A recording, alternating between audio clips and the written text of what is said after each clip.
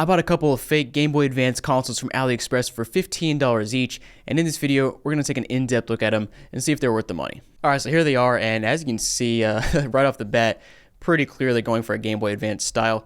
It looks exactly the same, at least the picture on the front. It is a Pro version, whatever that means. It's a GB-60A built-in 50-in-1 games, which is funny because I'm pretty sure in the listing it said like 301 games. I'll have to go back and look, but that's kind of funny. Support arcade game, GBA, Sega, SFC, FC game series. 3-inch super wide LCD. We got a 32-bit OS. And yeah, support for inserting TF card extensions to make easier to download games. So we can probably download it or put some ROMs on there. We got warnings here. The product is not washable and soaked. Do not approach the fire source. Wipe the surface with stains. What? Okay, I don't even know what to say there. And yeah, I ordered 2 of these things. I think they're actually just the exact same, just different colors. This one appears to be black. That one's blue. I'm honestly not sure why I ordered 2 of them. But again, the same things on the side here. Let's go ahead and open one up and see what's inside of this bad boy. Again, it was $15 from AliExpress. Super cheap, so it can't be too terrible for the price. Interesting. So unboxing experience here, and wow, yeah, that looks exactly like a Game Boy Advance. Wow. Does it output to your TV? Yeah, it looks like it does. Nice. We got our aux port with our yellow and red cables. Got our charger here as well. Let's take a look at this manual. It's kind of funny reading manuals from AliExpress because usually they say some pretty ridiculous things. Thanks for purchasing Playing Vision Portable. Playing Vision Portable product designed for many hours of game playing fun. This product is small and portable, so you can take it anywhere. Please read the following contents prior to connecting and playing to ensure proper use and care. What in the world? Not surprised. It's like how most stuff is that comes from AliExpress, but like, what in the world? All right, let's turn this thing on and see what it does. So first of all, we've got a nice little screen protector here, as you do from AliExpress. And bang. Now let's go ahead and turn this on. Where is the power switch?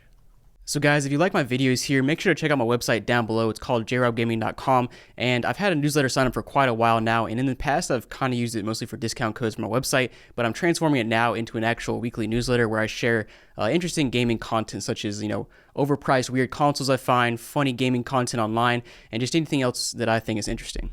Oh baby, got the nice LCD color screen. The viewing angles are actually not quite as bad as I thought they would be. They're still pretty bad, but not awful. Oh, we got some nice home menu music. But let's see what kind of games we got here. So it's 50-in-1. You got Space Spore, Wonder Rabbit, Sunken Ship, The Hacker, and indeed there are 50 games. VRR Race, at least. So the cool thing here is they actually didn't lie about the number of games. Usually these devices you buy say like 9,000 games in one, and then they put the same 50 games and repeat them like a bunch of times.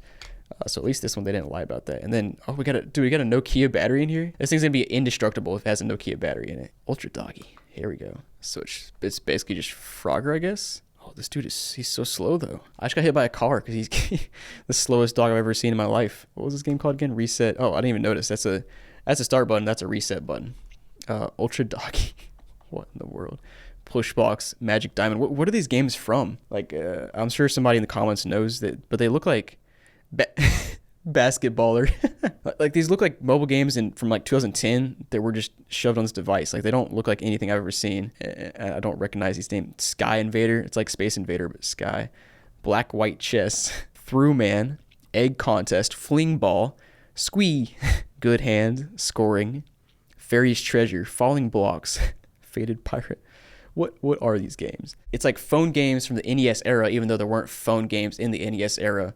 But like the names of these games are like NES names. That makes no sense. But you got Fishing, Racing Fire. Dude, let me just look this up. What are these games from? Dude, I'm looking at this listing they have here. The funniest part is they take a big picture of the back of the console and they're propping it up with a tissue. Like I get it, but it's just funny. I'm not sure what they're talking about here with extra games here. They say TF card. Let's see if I can check that. I mean, it's already got the card built in there, but does it not have any games on it? Hold on, I didn't select TF card. I saw it there, but I didn't know I could select it. Oh, here we go.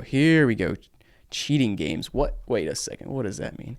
Genesis, GBA, NES, Retro. Let's try GBA. I mean, that makes sense for a console that looks exactly like a Game Boy Advance. Dang, they got a ton of stuff on here. Wait, hold on. Elf the movie? All right, I gotta try this. I selected A for Elf movie, and now it's not working. Well, in the meantime, let me take out this second console. And yeah, exactly the same. It is purple though. That's like a very, very reminiscent of a Game Boy Advance because purple is like the classic Game Boy Advance Color. I think I froze it though because it's just not working now. I love the home loading screen right here. Yeah, dude, I don't know what I did to it, but it's just I turned it back on, blank screen. Did I break it? All I did was select Elf. All right, well this console is toast. Good thing I have a second one. Maybe that's why I ordered two in case one of them broke. All right, let's try the second one here and see if it's any better. Same exact thing. Let me pull off this screen protector as well. Bang. Same little dude running on the screen to boot the console up. What happened? I seriously have no idea what happened. Like, neither of them work now. They both turn on, have that little dude run across the screen, and then nothing else happens. I've tried pressing all the buttons, doing different combos of buttons, and it just does not work. Something to note is that the black one is making like a little static noise.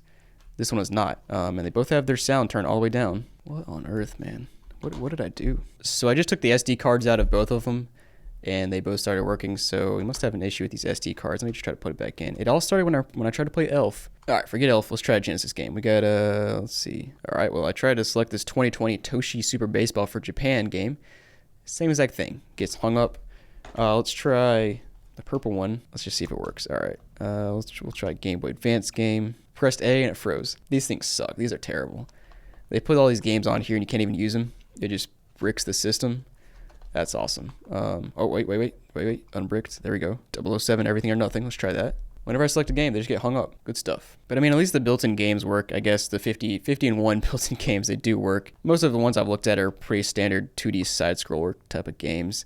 And, you know, $15, I guess is not bad. Like, you can't complain too much about a $15 game. It does have some games built in, but honestly, at this point, most people have a phone, and you can just download free games on your phone that are, like, infinitely better than these random games. But I do want to do a quick comparison to actual Game Boy Advance, because this thing is shockingly good. Like, it in terms of looks, like, it looks exactly like a Game Boy Advance. So let me go ahead and grab a Game Boy and we'll do a comparison here. All right, so we got a Game Boy Advance here, and you can see these things look almost identical. They did a very nice job with the dimensions. You can see the sizing is basically the same. They have the buttons A, B in the same spot, speaker grills in the same spot. They have a power light up here, whereas up here it's the mode. You got the D-pad and the start and select in the same spots. Even your full screen bezel is like the exact same size. That looks super similar to saying Game Boy, but it says Game Station. Of course, the triggers in the back look very similar. The dimensions are a little bit off on the triggers. You got the the same trim on the side, and even here on the back, like the contours and angles look very, very similar, like almost the same. Where you both of them have this little lump right there in the middle. It's very cool to see something like this where they clearly, their intentions were to rip off the Game Boy Advance as much as possible, but not actually be able to play Game Boy Advance games. But let's go ahead and I want to take this thing apart right here and see what the inside looks like. I'm sure it's pretty basic, but it's always interesting to see what they have included on these things. So first thing, you take the back cover off, pull the battery out, and then it looks like we have 1, 2, 3, 4, 5, and probably 6 screws right there. All right, there were actually 7 screws. Now, whoa. As soon as I started slightly lifting up the back cover, everything fell apart. Pretty basic stuff, though. The trim just fell off. You can put that back pretty easily. The triggers fell off. There we go. So we got our speaker down here. We've got our battery terminal there. Now let's see if we can flip this over. Oh, 2 more screws here. Actually, 4 more. All right, I got those 4 off. Let's flip to the front. We, of course, have our screen right there with some foam pieces in the back to keep it separated from the board. We've got our, there we go. Pretty standard buttons right there. You've got your little tactile switches for the back. Got your SD card reader, your charging port. Oh, that's where your auxiliary out, so you can put it on a TV if you want to. So nothing too fancy, but it is cool to see this. And I always say this, but I'm curious, like, who is the engineer? Who are the guys that are building these knockoff consoles? Like, just imagine your job is to try to copy the Game Boy Advance as much as possible, but then build like a legit system inside of it. I'm sure they use like the same blueprints for a lot of the consoles. Like there's so many knockoff consoles on Aliexpress, and they're all very, very similar, but just like slightly different. All right, so putting this thing back together, something I noticed is the triggers just rest in there. They're not even, there's no kind of spring. They don't have any kind of post that they're attached to. They just rest there. And then the pieces on the back and the side kind of hold it in place. When you press it down, it clicks that little tactile button right there. Kind of, I guess it works for $15. Kind of interesting though. But let me know down below, guys. Would you guys spend $15 on this console? Me personally, I think it's worth the price just to see what kind of interesting stuff is on here. But honestly, I don't think it's going to last you very long in terms of just the fact that it clearly broke multiple times while I was playing it, and also it's just like there's not that many games on here, and there's so many other devices you can save your money up for, and get many more hours of playing. But thanks for watching, guys. Hope you enjoyed the video, and I'll see you next time.